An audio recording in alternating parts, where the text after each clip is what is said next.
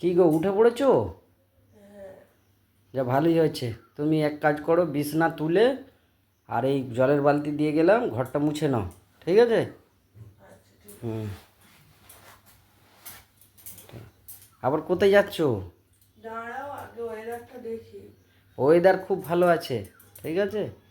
হ্যাঁ গো, সত্যি খুব সুন্দর আছে।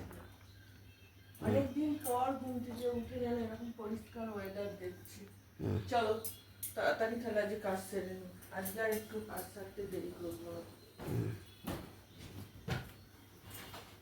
এইরকম ওয়েদার ভালো থাকলে সকালবেলা মনটাও ভালো থাকে।